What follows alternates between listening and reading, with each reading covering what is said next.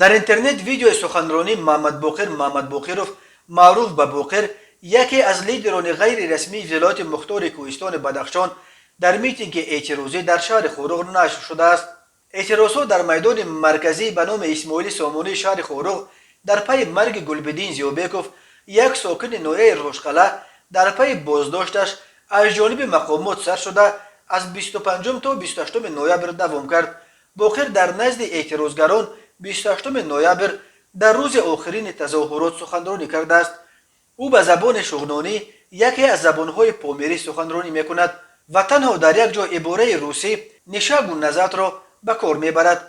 پامیر دیلی نیوز، یک پایگاه خبری که رویدادهای ولایت مختار کوهستان بدخشان را پیگیری میکند، ترجمه سخنرانی او را نشر کرده است. شما هم دیدید که در این روزها در اینجا چه کارها گذشت.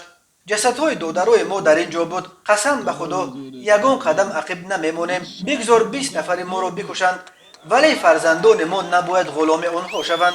وای آن پدری که به فرزند بگویند که پدر تو خواهیم بود. ما نباید مورد مسخره فرزندانمان قرار بگیریم.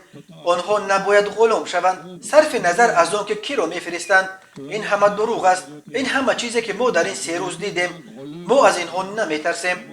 مقامات قدرتی تاجیکستان لیدران غیر رسمی بدخشان را سرکردگان گروه‌های متشکل جنایتی نامیده به تشکیل و رهبری ناآرامی‌های اخیر از جمله اعتراض‌های ماه نوامبر در خورغ عیبدار می‌کنند.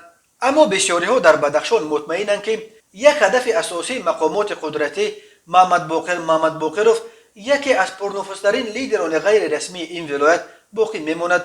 باقر در محله برخورغ زندگی می‌کند و گروه‌های اساسی طرفدارانش نیز در همانجاست. هنوز تا حادثه‌های اخیر روز 14 اکتبر سال جاری باقر در یکی از پاسگاه‌های شهر خورغ بازداشت شده بود، ولی طرفدارانش به آنجا رسیده او را از دست میلیساها کشیده گرفتند. گفته میشد که در جریان مناقشه طرفداران باقر و کارمندان مقامات یک افسر میلیسا را با تبر زخمی کردند، ولی آن وقت طرفدارانش توانستند مانع بازداشت باقر شوند.